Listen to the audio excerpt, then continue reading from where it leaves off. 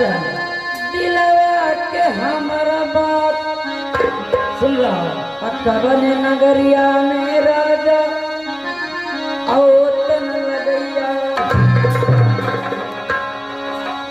कौन ले राजा के अतो हुला ला कहलाई आहो कौन ले राजा के अतो हुला ला कहलाई अब भेद बता दे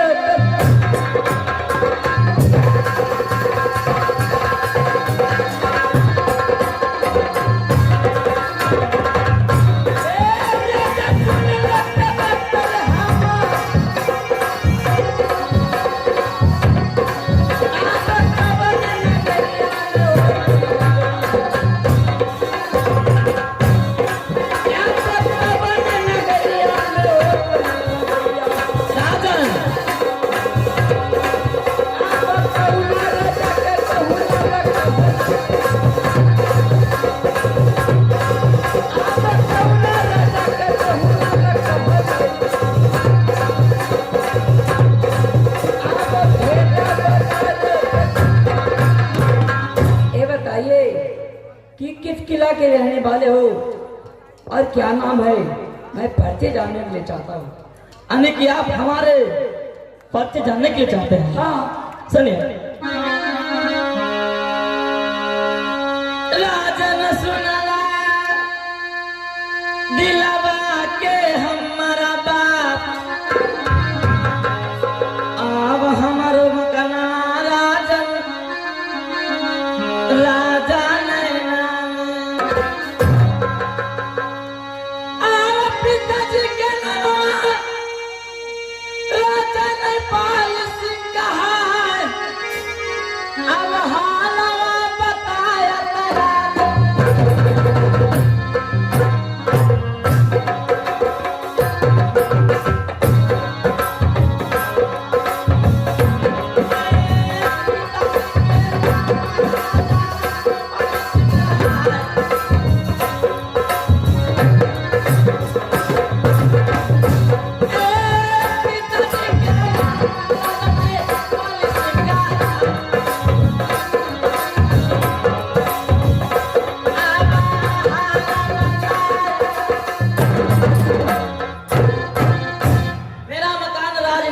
पड़ता है। ठीक है। हमारे पिताजी का नाम राजा नेपाली सिंह उर्फ राघो मच, दोनों भाई का नाम जोगा हो गए। क्या बताओ कि किस कारण आए हो दिल्ली में? किस कारण दिल्ली में आया?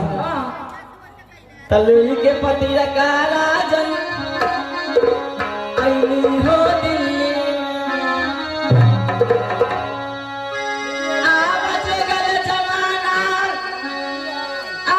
गए महीना चला हमार आवल के टिकवाए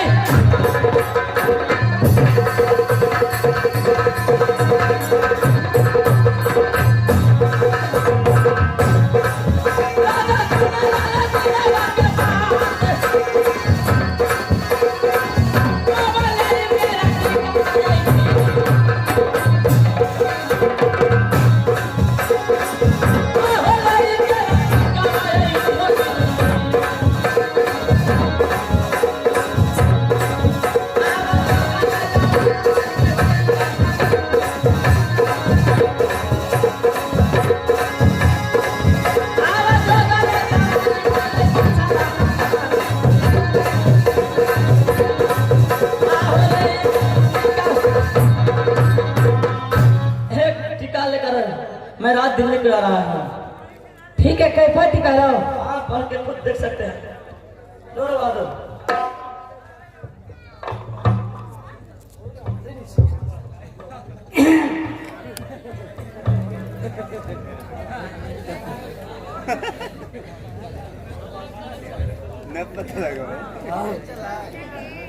बोलिए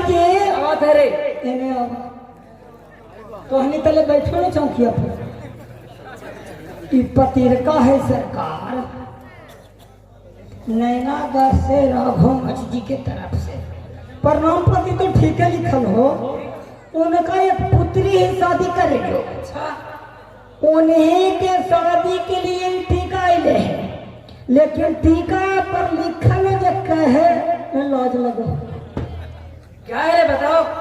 टीका में शर्त है सरकार कि जो टीका रखेगा राजा, हमारे बेटा मतलब राजा के दूगो बेटा खिन जोगा या भोगा। अच्छा। और से कास के लड़ाई करे पर तो कास के क्या है? अगर जो लड़ाई में बेटवा हार जीते तो बप्पा लड़े लगतो। अगर जो बप्पो के हरा देबू ना तो कर दुआरिया पर राष्ट्र धातु के एगो खम्भा रहते गरलासी हाथ के। अच्छा। और पर एगो मछली के चित्र रहते, एक जोर में एक शक्ति में वो खम्भा के कबार देना है।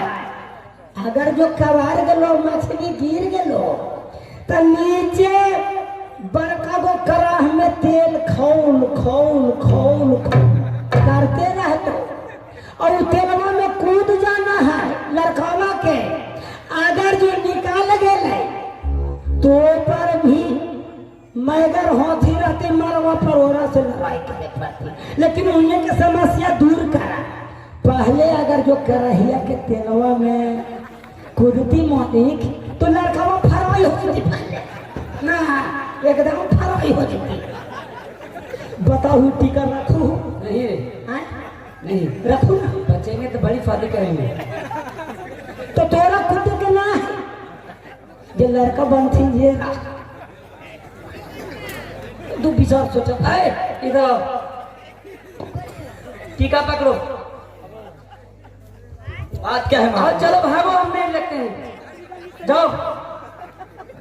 टीका स्वीकार नहीं करते हैं। एगो बात हुआ, भगाने का मतलब क्या है? मत भगाइए। टीका नहीं स्वीकार किए, मैं लौट के जा रहा हूँ। तोरा का नाश्ता पानी में खर्चा करिए, ठीक बनी रखा देता है। ये तो सस्ता है जल्दी मोटे बिस्कुट का। कुछ नाश्ता मांग रहे हैं। चलो छोटे भाई। ठीक है। हाँ, एक मिस्टेक हो गया है। ललिता देवी बैंक मैनेजर भानो बिहार के रहने वाले 51 रुपये का पुरस्कार दिए हैं। हम कह दिए थे वार्ड में, उन श्रीमान को शुक्रिया अदा करता हूं।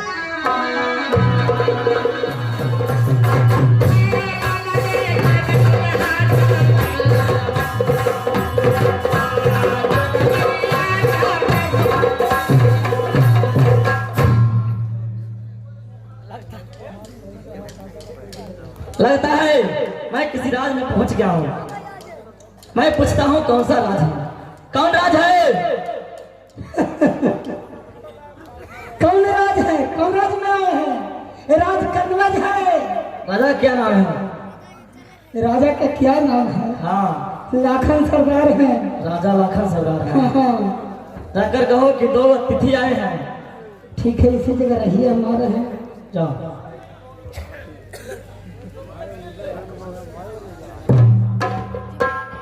मालिक जी, क्या बात है? दूगो परिवार परिवार आया है, उसको लेकर मकान पर नाश्ता पानी दीजिए। नाश्ता पानी पहले ऐसे तो ना अब ही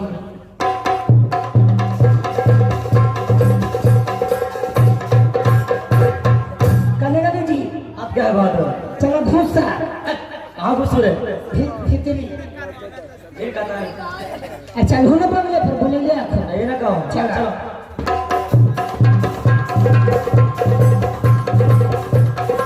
मालिक जी है। राधन की जय हो। ये बताइए आप लोग का मकान कहाँ पड़ता है? मकान जाना चाहते हैं तो जरूरी चीज है।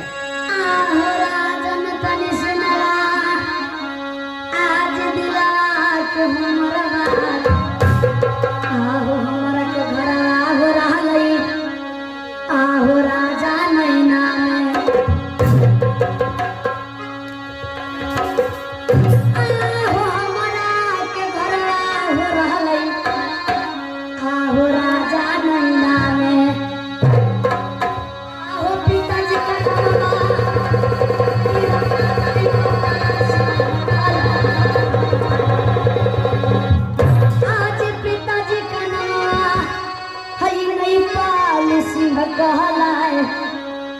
तना के नाम है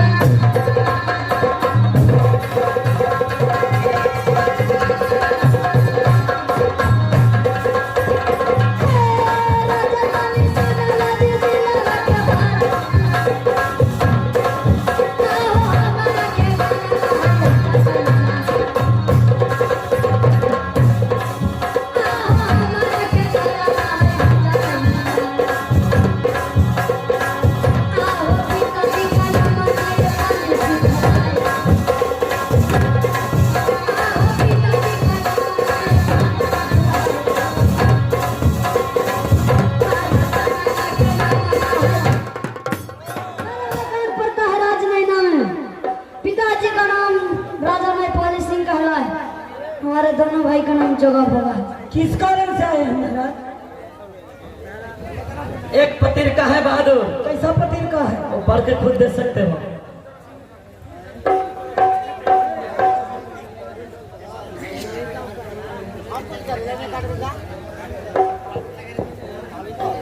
मालिक जी, ये दोनों राजा लोहा बरतुईला, हाँ ये नैनागढ़ के नेपाली सिंह राजा भेजे रखे, लेकिन में वही चिट्ठी रख सकले ठीक है सरकार, तू राजा के दूगो बेटा ही जोगा होगा, ओरा से लड़ाई करे पड़ते। हाँ अगर जो जोगा होगा से भी जीती ना तो राजा नेपाली सिंह खुद लड़तो। हाँ ओकरो हरा दे मुझे कटोरी पर रस्ट धातु के खम है वो 80 हाथ के, एक छलांग में खम कवार देना, मछली के चित्र गिरा देना है, लेकिन नीचे गरम कड़ाही एकदम खोल खोल करते रहती थी, ओकरा में लड़कावा के कूद जाना है, सब समस्या दूर करा। तेलवा में अगर जो गिरती सरकार तो जे आज कुछ खेलूगा पूरी आ भोगा वालू कुछ न मारे भुवर वालू ही और उसे पूरी नियन फूल के हो जो तेलवा में गिरती था। तो बताओ कि राजा के ब्याह करना है, तुझको खाली जाना है, उसका जीतेगा कोई, जल्दी टीका बैठा दो। लेकिन लड़की बड़ी बढ़िया है, देखो लड़की आके फोटो है, हमरा लड़की ये देख के मन मती को तो दे दिए था, दे दिया। टीका लौटा रहे हैं। टीका वापस हो रहा है, नहीं रखेंगे। ठीक है जाइए। जाइए ट्रेन पकड़ लीजिएगा, चाहे बस से चल जाइए। ट्रेन चल रही है। इतना बड़ा राजा है हाँ जो दिल्ली पे पृथ्वीराज चौहान थे, वो हमारे टीका को नहीं रख पाए। एक कनबज के राजा भी टीका बिलवाने से इनकार गए। हाँ भैया सुनो छोटे भाई,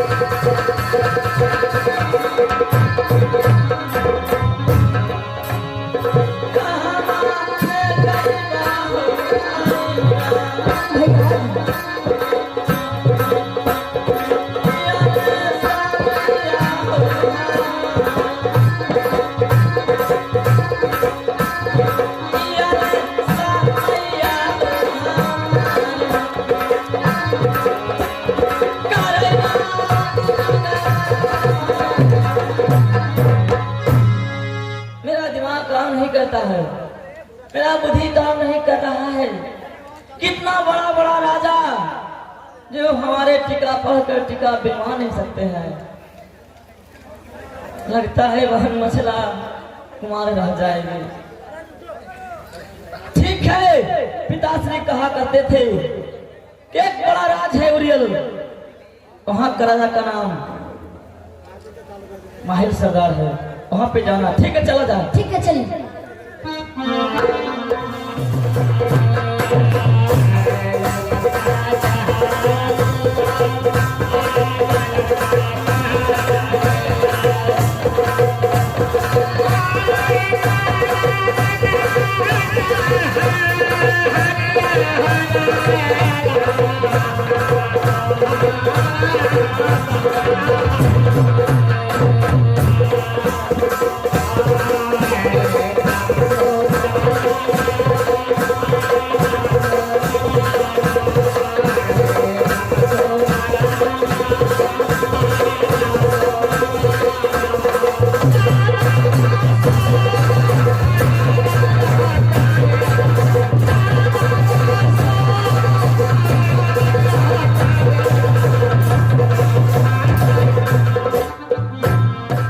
भाई सरदार, भाई उधर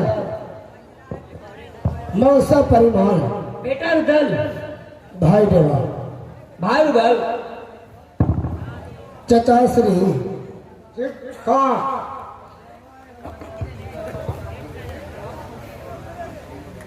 एक छात्री राजपथ का बंगला है। ए बंगले पर सब दिन भगवान का भजन होते हुए आया, लेकिन आज भगवान भजन हुआ नहीं, इसलिए सभी बाबू देवों को भगवान भजन किया जाए। ठीक है भाई बहन।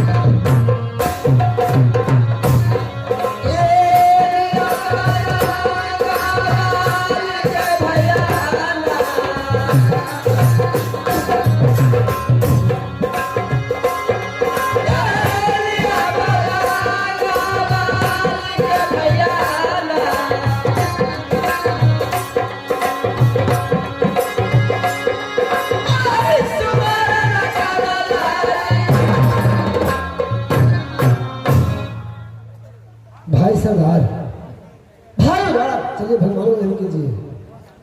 ठीक है भाई बात।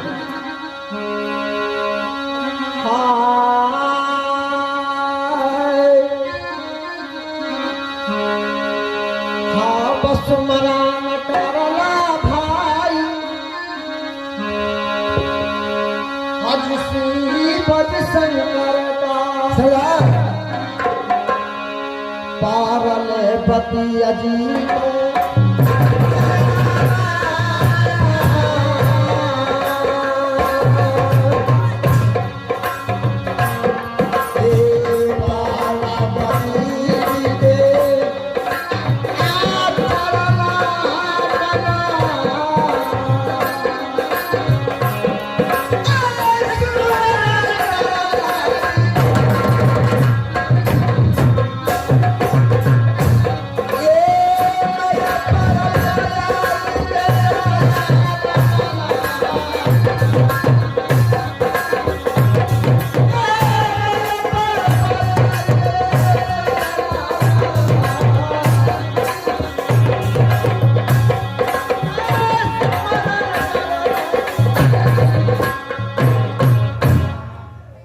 चलो भाई बहना तुम भी भगवान का भजन करो। ठीक है भारत देश समय मैं भी भगवान का भजन कर लेता हूँ।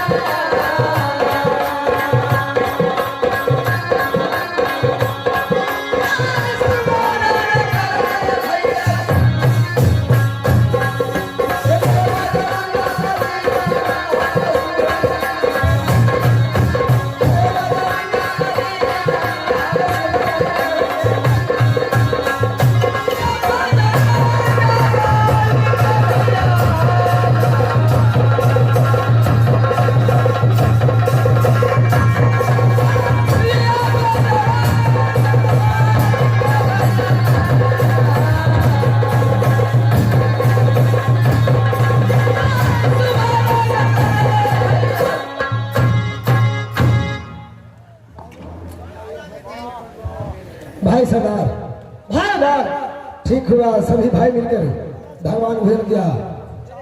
चलिए बंगले में बैठकर सच विचार किया।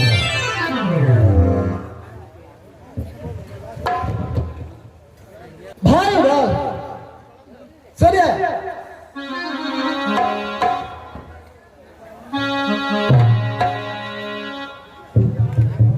भैया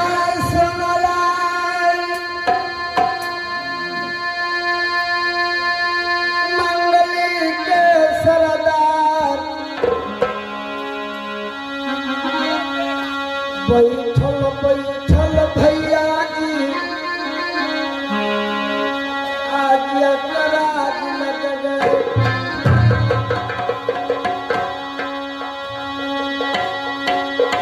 आज भी धमाल कागज भैया आ गए।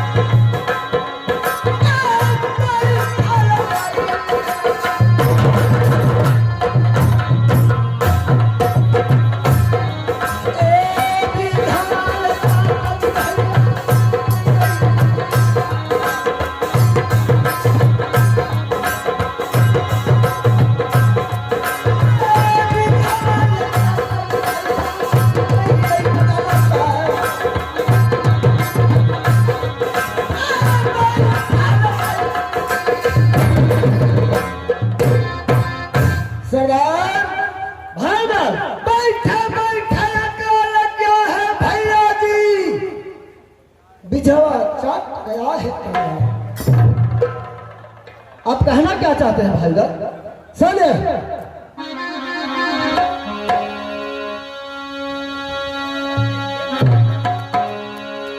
आज लगवलई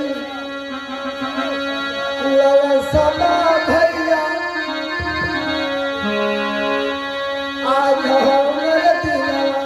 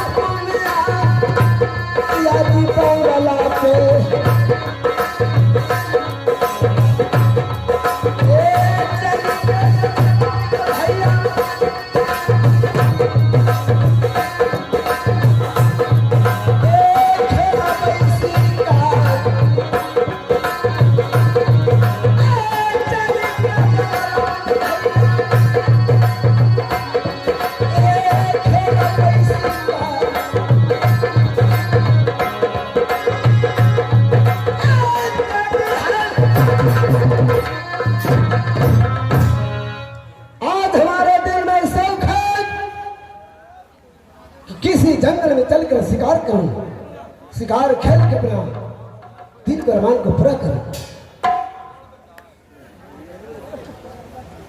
भाई तो इसका मतलब है कि तो आप जंगल में शिकार खेलने के लिए इजाजत मांगते हैं? हाँ चलिए।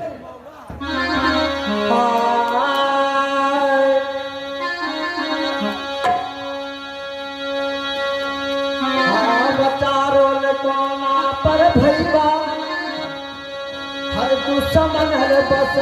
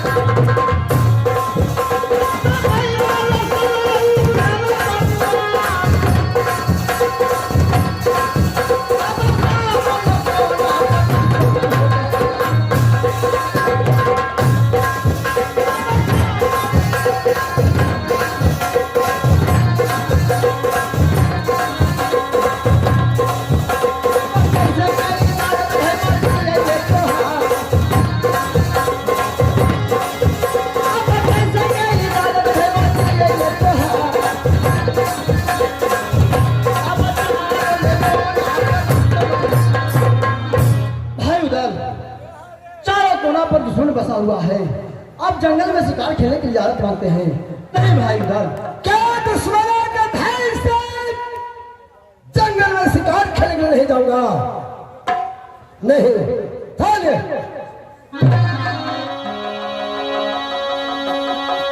भैया सुनलाए मंगली के सरदार ओखम छातर में भैया रूदल जलमा आज पूखले आज छातर में भैया रूदल जलमा है। आज दिलल भी हसन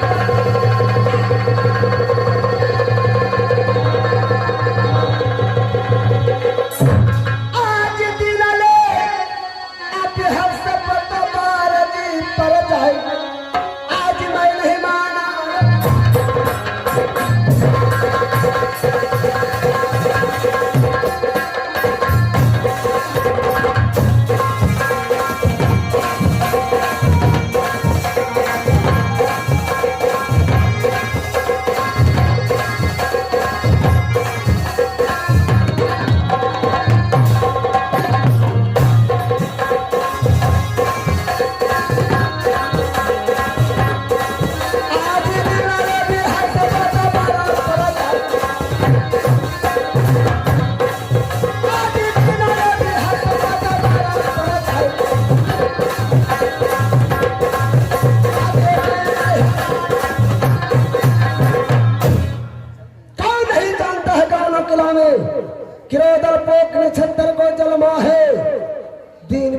एतबार पर जाए। मैं नहीं मानता हूं देवता को स्वयं का किसी बात पर।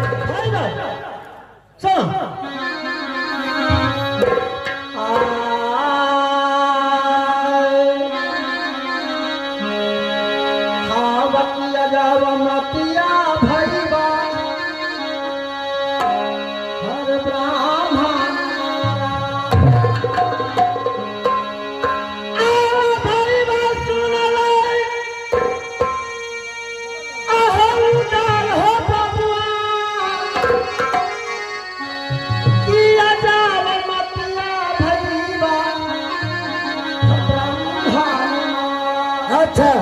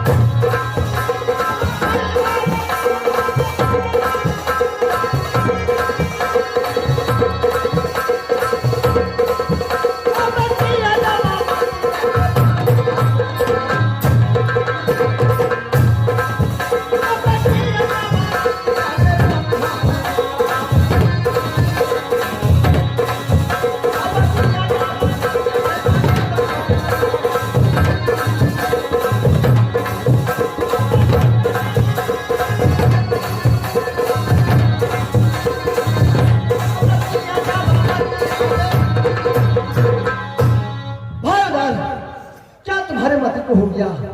क्या ब्रह्मा जी ने मती मार दी? क्या तुम्हारा मती पागल हो? कोई मती नहीं मारा है, नहीं अखिल बुराया है। हुक्म हमको देना होगा तो देना होगा। ऐसी बात है तो ठीक है भाईजान, आपको जंगल में शिकार खेलने के लिए इजाजत दे देता हूँ। ठीक है भाई दवा, इसमें हमें हुक्म मिल गया है, चलो जंगल में शिकार खेलने के लिए। ठीक है चलो। चाचा जी को प्रणाम। चलो भाई दवा। ठीक है चलिए। तो चल चाल आई चाल हो जोरिया,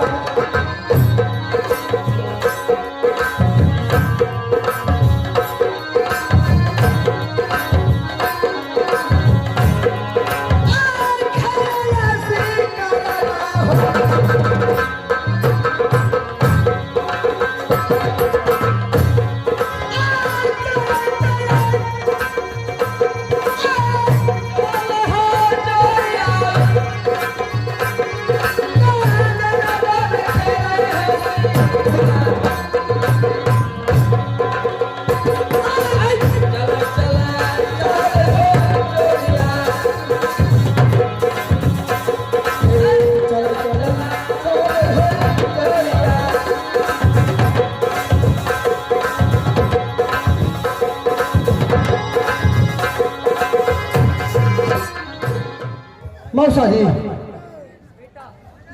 चाचा श्री, ऐसे में हम लोग चलिए और चल करके सोच विचार करते हैं। ठीक है चलिए।